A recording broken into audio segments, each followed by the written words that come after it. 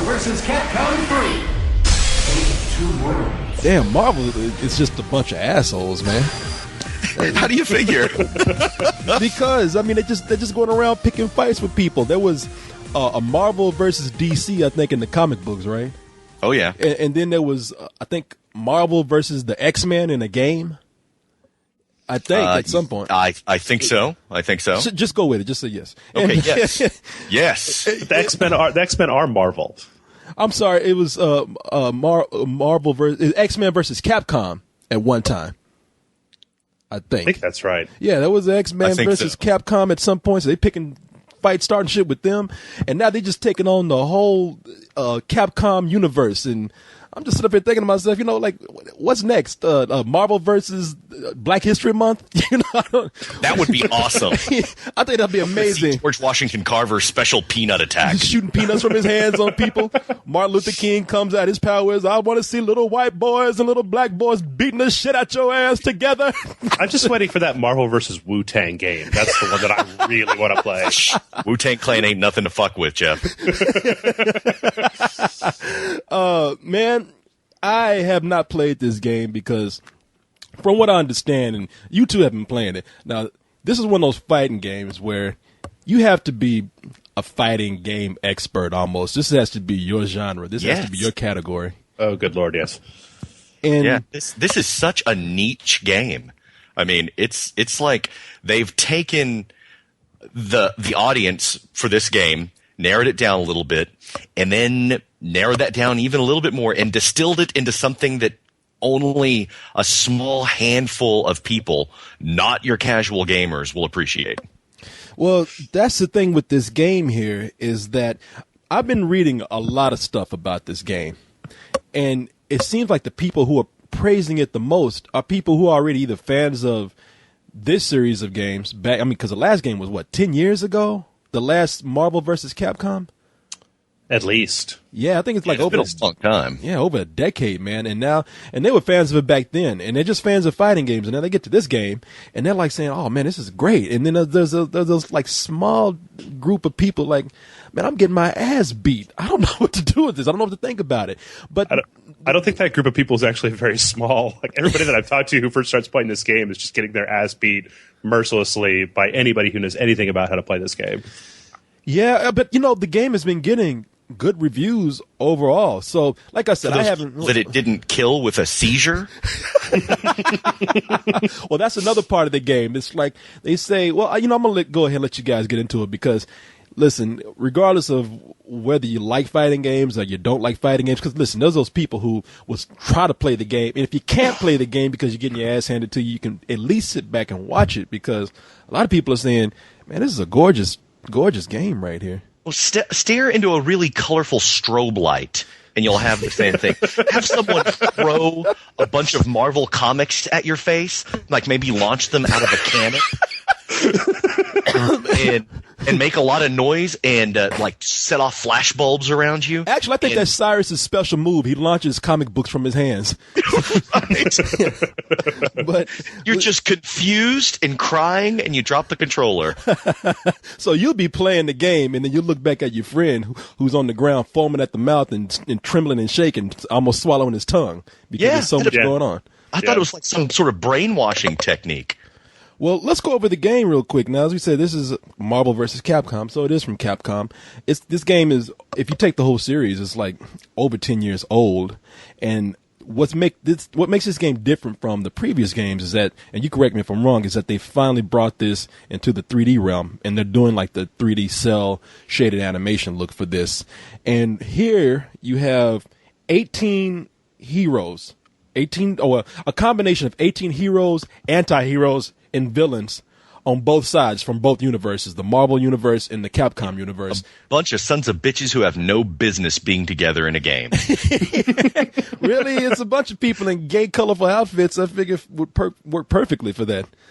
But, I mean, looking at this, I can see how one could be overwhelmed because here you have, I think you have like just one match, but at any given time, it's 3 versus 3. Yes. Yeah, it's just this big Royal Rumble with guys jumping in and out and flashy lights, and I'm going to sound like an old man during this review. I'm not going to lie. It is. I mean, this is one of the first games in a long time that has made me feel really old, where I'm just watching the gameplay happening, watching my ass getting handed to me, and it's like I can't hit the buttons fast enough to do anything, man. What are all these colors? It looks like somebody threw up on the screen. God damn it. Get off my lawn, you heroes. I don't have time for interferences. Who was I supposed to kill again? Yeah, doesn't matter. Go for broke. Fire! First Oh, you get cool. Oh, you get Oh, yeah. I hear bullets. They just want Yeah, it's crazy. I mean, it's your typical fighting game on methamphetamines. I mean, it's a 2D fighting game at like in the old Street Fighter or the old Marvel versus Capcom, but you've got two guys waiting in the wings, and you can call them in at any time, and so can your opponent. And you've got dudes just bouncing in and out, doing all these moves and screaming at each other. And whenever they hit something, there's like a big flash of energy and shit flying everywhere. It's just chaos. You make this sound like a big drag queen rumble. Like two gangs of drag queens just go at it in the back alley, and it's like a bunch of them sitting on the side screaming, "Go girl, hit them," and all that kind of shit, because it is colorful. I mean, it's like you have your basic setup here. Okay, It was like Moulin Rouge on speed, and they're all fighting each other. Man, you guys really do sound old, because when I saw this over at Comic-Con this past summer, now I watched. I was like, wow, this is great. I just sat there and watched it. And I don't know, maybe it was the colors that just had me hypnotized. I don't know. But I was like the guy who likes to watch a cage fighting. Man, what are you doing in that damn stick over there, Jeff? No, that was me. Sorry. Oh, what the hell is going this game has got you so shaken up your bones are rattling right now. I seriously was nervous. I had to go have a drink afterwards. But continue. Yeah, no, I did not play. I'm like that person who likes to watch cage fighting. I'm not stepping in there. I'll watch from a distance, and it was like watching something like a crazy ass Japanese cartoon. Because in this game, you have, as far as a fighting game goes, you have your standard, I guess, your 4-button setup there. Well, this is actually the Tatsunoko versus Capcom setup. All the previous versus games have had your regular Street Fighter 6-button low, medium, high, and this one has gone with the kind of simplified low, medium, and high. No kicks, no punches, just basically 4 attack buttons and then special buttons. Okay. Which is kind of weird, because you'd figure if they were catering to the people who were fans of the old game, they would just stick with the regular 6-button Street Fighter configuration. But now that can be brought down to an even simpler mode, right? Because from what I understand, there's like 2 modes in this game. You got a normal mode, which gives you this 4-button setup here, and then you have a simple mode, which I guess brings it down to 3. For those who just want to do like button mashing. Yeah, if you just want to jam on the buttons and see awesome shit happen. Yeah, as opposed, exactly. I mean, all you doing is just pressing buttons and just letting shit just fly around on the screen. It's doing the work for you. It really seemed like my presence was incidental. It was like, all this crazy stuff's going to happen. You don't need to be here, but maybe just sit around and kick the controller around a little bit. Well, it's almost and stuff will happen. Yeah, it's almost like you're pressing play on the remote control for a DVD and just letting the craziest Japanese animation thing play on the screen. I mean, that's kind of Dragon Ball Z ain't got shit on this. So, you could probably kind of gauge the problem here, because when you have your normal mode, that's well. Let's start what we just ended here. When you have your simple mode, it's a little bit too simple. I mean, like we said, the computer's pretty much doing the work for you. But when you go into normal mode, that's where you get the people who need to be an expert at fighting games. That's where you need to be able to do a combination of buttons to make a lot of combos and special moves and aerial combinations and stuff like that. Am I correct here? Yeah, I think that's a good way to put it. There is a lot of strategy in building up your team, and catering it to your play style. Like, you can put the Incredible Hulk on there, so you can have a bruiser. Then you can have maybe Phoenix on there so you can shoot a bunch of stuff, and then have Wolverine on there who's really fast and can get in there and tear stuff up. So Damn, you can Jason, balance your that's team. a jangly ass headset you use, and I don't mean to interrupt you, but that thing is just clicking. Oh, is it just popping and making a lot of noise? Popping and locking and shocking. Sorry, here, I'll try to fix it there. Okay, let's see. That should be better. Say something. Is that better? Good. No. What's it doing? I'm not crazy. You hear this, right, Jeff? Yeah. Just there's a lot of like clicking and it's just kind of a clicking, rattling noise. Okay, how about now? Is it still doing it? Oh, I don't know what it's doing. It's almost like here's what I'm picturing in my head. I see like the mouth part of the headset being connected to the rest of it by duct tape, and it's jingling. I mean, that's because you hear it, right, Jeff? I mean, it's like every time you talk, something clicks and moves around. It just sounds like what you get when you have a piece of plastic banging up another piece of plastic on your headset. Yeah. Okay. I will try to remain really still and see if that helps, and go pick up another headset later this evening. All right, let's see how that works out. Let's say something. How about this? We doing all right? Popping? We'll go with it. Okay. Yeah. Okay. So where were we? I thought we would have. I thought I had rudely interrupted Jason to tell him his shit is cheap, but. Okay. No, I know what I was talking about. Yeah, there's some strategy into building up your team, because you've got your big bruisers and you've got your scrappy guys like Wolverine and Spider-Man that get in and do a lot of punching, and they're really quick. And you've got your people who shoot like beams, like energy and so forth, like say Doctor Doom or Phoenix or something like that. So there's a lot of strategy in building your deck, so to speak, and it also picking which playing style you're best at. If you're a novice, you can pick the simple style, or you can pick the regular one, and you can really spend a lot of time rather than just picking the one guy you're good at, picking who you're going to be going up against, and or picking your team by who you're going to be fighting. And there's actually quite a bit more to it even than that I didn't understand until yesterday when I saw a series of tutorial videos on YouTube about about canceling out of attacks, about there's a whole series of moves in the game that are designed to get the other guy away from you if they've got you pinned up in a corner, or how to do the air combinations and juggles and certain moves that will pop the other player up off the ground. The main problem is that the game itself it gives you none of this. Like, you get really no exposure to this in any real meaningful way. They've got the kind of shitty training mode in there that they had in Street Fighter 4 where it's like, do a high punch. Okay. It's like, all right, now do an 8-hit combo. You're like, right. All right, It's I keep hitting medium. Yeah, it's a very specific, weird set of knowledge. Where it's been just distilled over generations of fighting games. And it's not something I don't see the audience for this being very big, because if you go in and you've never played a fighting game before, which I understand is rare, but you're just going to be really confused, I think. I really don't see how this is very accessible at all. Or if you just like to learn by getting your ass kicked over and over again, you can do that. But yeah, so many people have that kind of patience when they're playing video games. But I don't even think that's going to work, though, because half the time when I first started playing that game that I was getting my ass kicked, I didn't even understand what was happening. Just suddenly the screen fills up with fire and smoke, and like half my guys are dead. Right? I don't know what the hell just happened. Yeah.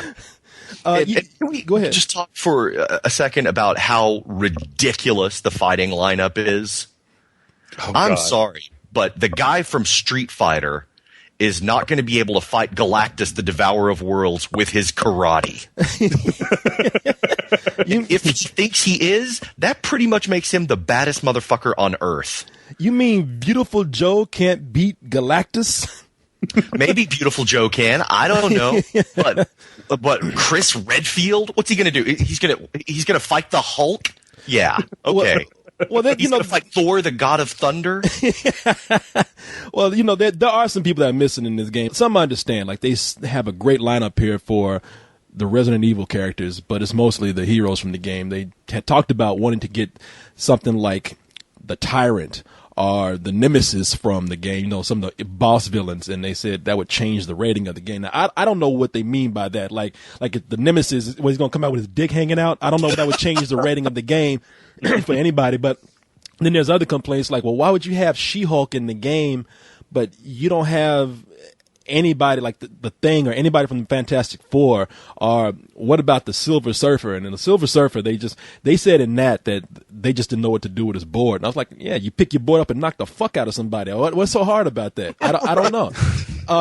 He blocked somebody with his board.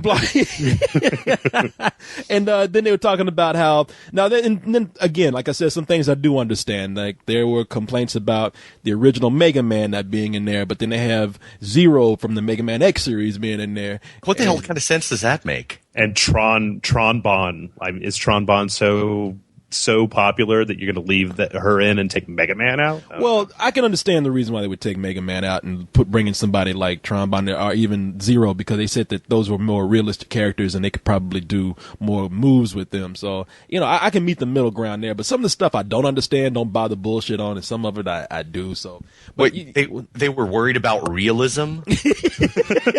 Sorry, you guys passed that a long time ago. No worries, man, not mine. I will never understand why they put the stupid, shitty, crappy new Nathan Spencer in this game and not the Bionic Commando rearmed Nathan Spencer that everybody with loves. His dreadlocks. Yeah, it's just... Does he use his dreadlocks? No. Okay. And you sound so disappointed. No. Well, that would at least be all right if he grabbed you with his bionic arm, then he whipped you over into his dreadlocks. His dreadlocks grew 8 feet tall and lightning came out of him and everything exploded. Well, that would just be ridiculous now, wouldn't it? Yeah. But that's not logical. But you give some characters that you want to see. I mean, look, everybody wants to see the Hulk, Iron Man, Doctor Doom, Spider-Man, of course. Everybody wants to see Wolverine, so they got him in there. On the other side, as we mentioned, they have Chris Redfield, Alex Wesker from the Resident Evil games. We have Dante from Devil May Cry. And so you're getting a lot of people in here that you want to see. Of course, they got to have some Street Fighter characters in there like Chun-Li and Ryu and all those. So, you're getting a good mix of characters. They couldn't put that many in there. And as you guys are saying, it looks like it's kind of overcrowded and going nuts anyway. But see, from the Capcom side of things, I don't know, Jason, maybe you can back me up on this. Why would you put Sea Viper in and not Guile or I know or Blanca? Blanca, that's who I want to see. That green motherfucker with the orange hair. Yeah, that was why would you not put him in there because of all this craziness going on? Yeah, they really dropped the ball with some characters that people want to see. That's me not having played the game and just watching it. That's my complaint. I was like, wow. In today's environment, they may very well be saving it for downloadable content. And there's been mention of that too.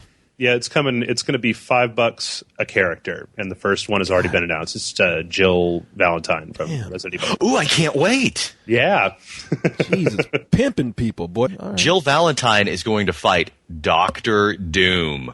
Let's just chew on that one for a second about how much sense that makes. It makes sense. If she's got some big titties and Dr. Doom is kind of just looking at him for the time, she can slap the shit out of him. I mean, that's how it will affect me, Again, Corey wants an adults-only fighting game. What? Is that too much to ask? I think Japan's got you covered on that. The end. Big titties and a nemesis dick. I mean, what's so hard about that? Come on now. I have to say that there's a lot of people, as I mentioned before, who are talking about how this is not a game for the novice player. If you're coming into this, it's going to be hard for you. And you're thinking the game is probably a little hard already, so what's harder? Trying to go in and play multiplayer. You think the computer's kicking your ass? I read one review where one person went in and just said he just walked the door. Some nerd just slapped the shit out of him. I mean, he didn't even have a chance. Right. So, speaking of the multiplayer, and you guys play that, who got that part of it? I played a little bit of it. I mean, I went online. There's really kind of a water shift moment after I watched these tutorials online that finally told me how to play the game, and the fact that, most of the combos in the game are the same button combination and stuff. But I went online pretty early on in playing, and it's weird. It's like they've really taken a step back from the Super Street Fighter Online. You can get into a party, but you can't spectate matches. So you get in this chat room where two people are fighting and three other people are waiting to fight, and all you see are these their little ID cards bashing into each other while they fight. Whereas, Super Street Fighter, you could spectate the match until it was your turn. And yeah, that was really kind of disappointing because you can learn stuff from from watching other people be badasses, Yeah, and especially when you're starting out, if you get ranked, if you play a ranked match and you get matched up with somebody who's way better than you get taken out in 25 seconds, and once again you don't understand why. Yeah, and you don't learn shit. Yeah. You learn that you don't need to be playing this game.